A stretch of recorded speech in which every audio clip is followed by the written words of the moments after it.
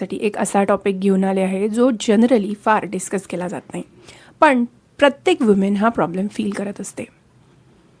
Women एकमेकांशी directly fight करत नसल्या तरीही मनातल्या मनात त्या स्वतःला इतरांशी, दुसऱ्या वुमेनशी कंपेअर करत असतात. आणि honestly this is one of the biggest silent problem we have. आपण कधी विचार केला आहे का की हे कंपॅरिझन कुठून सुरू होतं? चला याबद्दल चर्चा करूया. हा व्हिडिओ एंडपर्यंत नक्की बघा. तुम्हाला तुमच्या अनेक प्रश्नांची उत्तरं यातून मिळतील. मला वाटतं हे कंपॅरिझन लहानपणापासून सुरू होतं, स्कूलपासून सुरू होतं, फ्रेंड्सपासून सुरू होतं, पॅरेंट्सपासून सुरू होतं.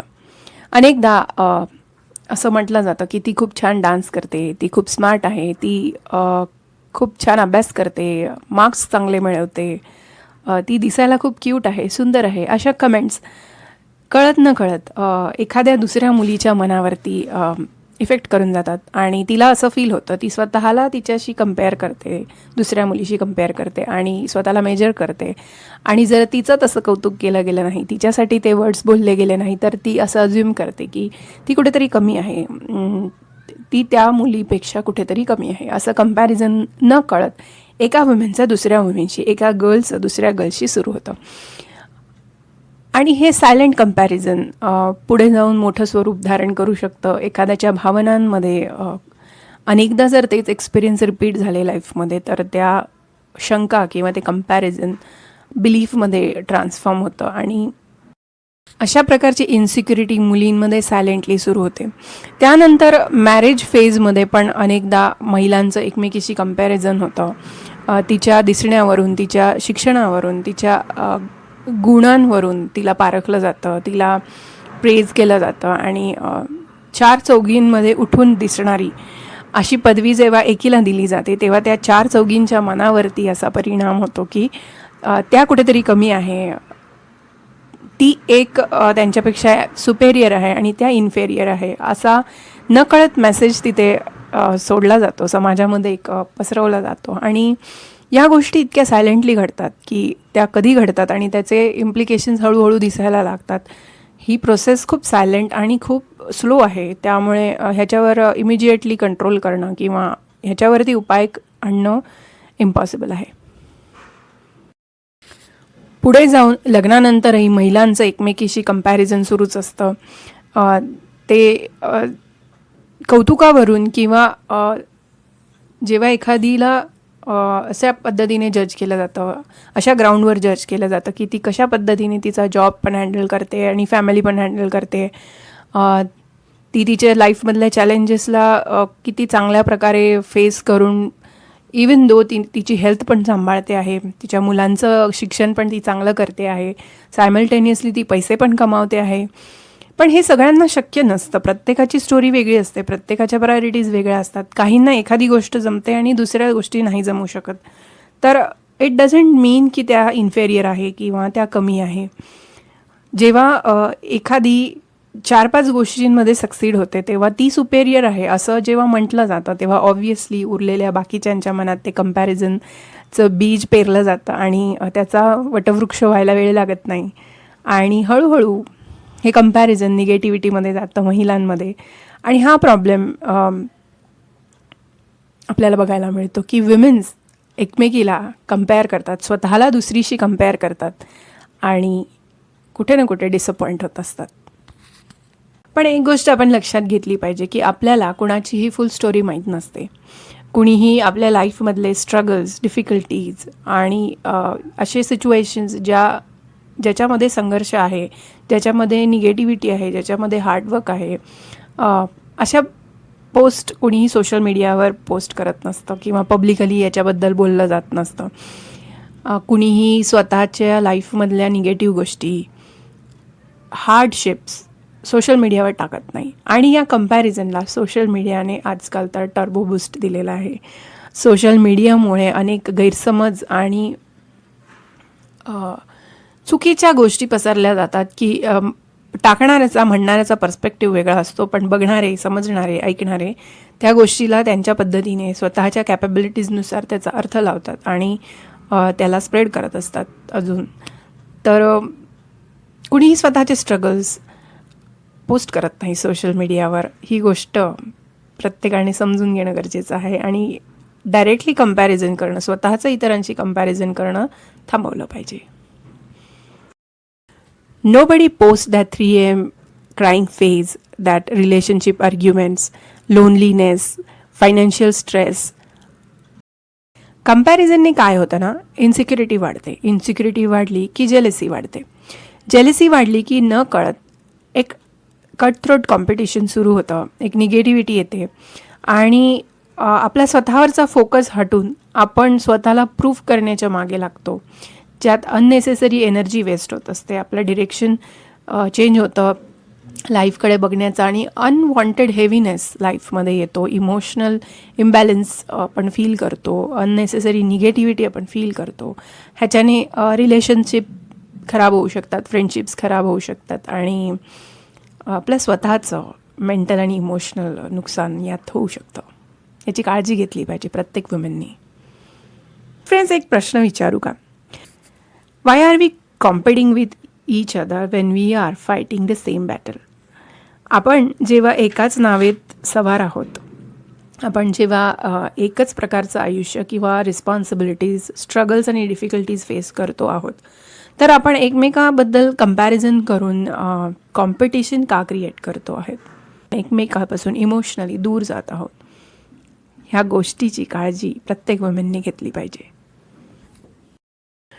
प्रत्येक वुमेनची जर्नी वेगळी वेगळी असते. प्रत्येक वुमेनचं फॅमिली बॅकग्राऊंड वेगळं असतं, तिचा फॅमिली सपोर्ट वेगळा असतो, फायनान्शियल कंडिशन्स वेगळ्या वेगळ्या असतात, प्रत्येकाची हेल्थ वेगळी वेगळी असते, प्रत्येकाचा टायमिंग वेगळा वेगळा असतो.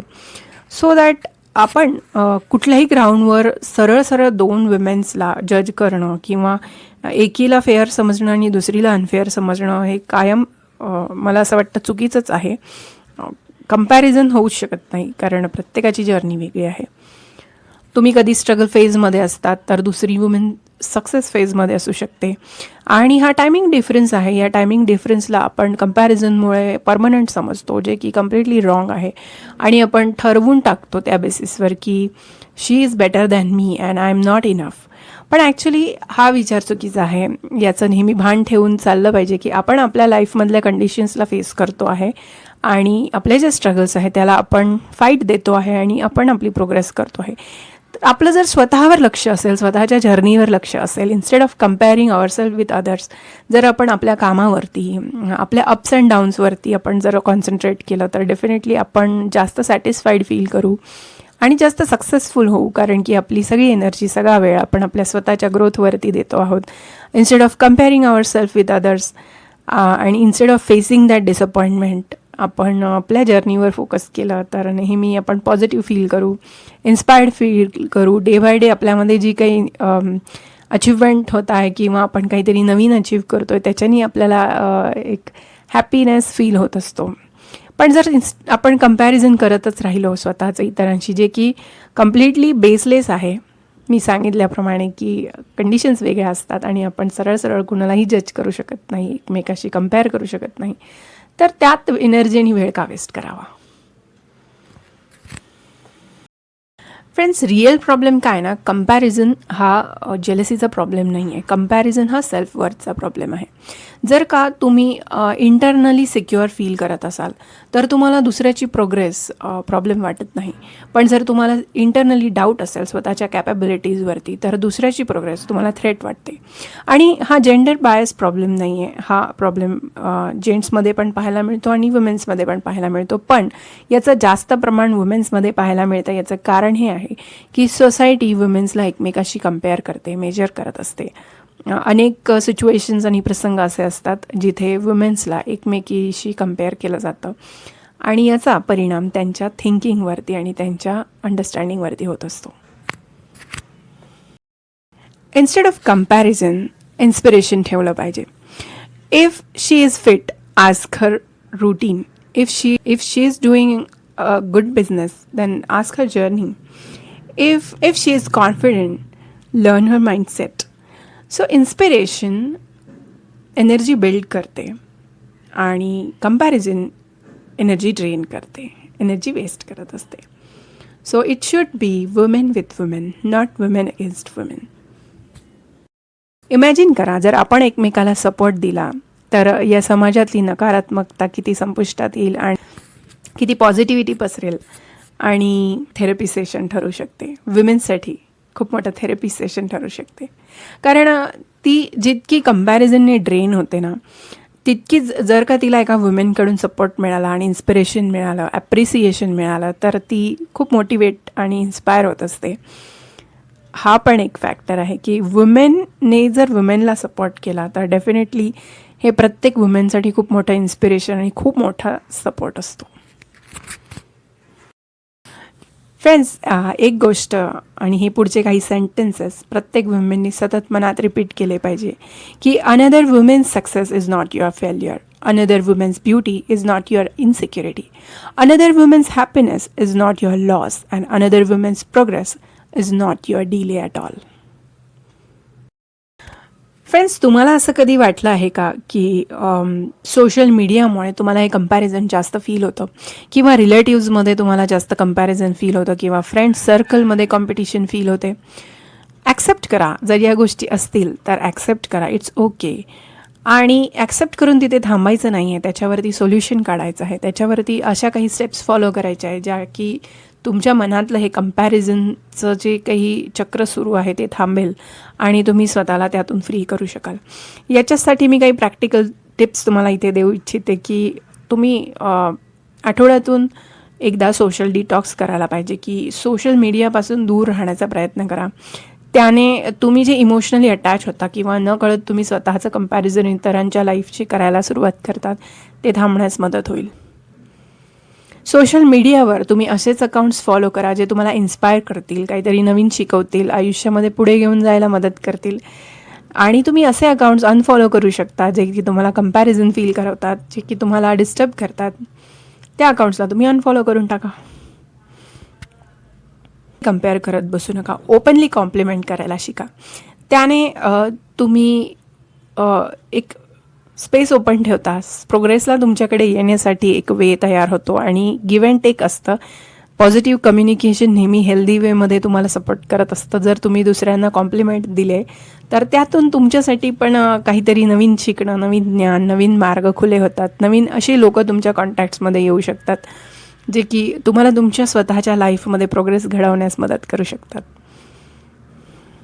ग्रॅटिट्यूड प्रॅक्टिस करा. तुमच्याकडे जे आहे त्याचे आभार माना. इतरांसाठी जे तुमच्याकडे आहे ते इतरांसाठी स्वप्न असू शकतात, ड्रीम्स असू शकतात आणि त्यांची ती लाईफ, जी लाईफ तुम्ही जगता आहात ती लाईफ मिळण्यासाठी अनेक लोक आत्ता प्रयत्न करत असतील, स्ट्रगल करत असतील. सो जे काही तुमच्याकडे आहे त्याच्यासाठी तुम्ही आभारी राहा आणि पॉझिटिव्ह राहा आयुष्यात. कंपॅरिझनमुळे काय होतं ना, कंपॅरिझन जर कमी झालं ना तर कॉन्फिडन्स वाढतो. कॉन्फिडन्स वाढला तर सपोर्ट मिळतो आणि जर सपोर्ट मिळाला तर आपली स्ट्रेंथ डबल होते. इमॅजिन करा, जर वुमेन्सने एकमेकांना सपोर्ट करायला सुरुवात केली तर आपल्या सोसायटीमधला वुमेन्सवरचा प्रेशर अर्धा कमी होईल असं मला वाटतं. सो नेक्स्ट टाईम जेव्हाही तुम्हाला कंपॅरिझन फील होईल ना, तुम्ही स्वतःला थांबवा, स्वतःच्या विचारांना थांबवा आणि स्वतःला समजवा की माझं कुणाशी कंपॅरिझन नाही आहे, ही माझी स्वतःची जर्नी आहे जी मी स्वतः जगणार आहे. आणि स्वतःला इन्स्पायर ठेवा, स्वतःची जर्नी ट्रॅक करा आणि स्वतःला इम्प्रूव्ह करत राहा. सो फ्रेंड्स, तुम्हाला काय वाटतं? तुम्हाला असं वाटतं की वुमेन्समध्ये कंपॅरिझन जास्त आहे? तुमचं मत ऑनेस्टली माझ्यासोबत शेअर करा. मला तुमचे अभिप्राय, तुमचे मत कमेंट्समध्ये जाणून घेण्याची इच्छा आहे. तुम्ही नक्की शेअर करू शकता याबद्दल तुमचं मत काय आहे. So thanks for watching. Have a good day. Friends, if you like this video, don't forget to share with someone who need to listen this. And don't forget to subscribe this channel and follow this page for more such videos. Thanks for watching. Have a good day.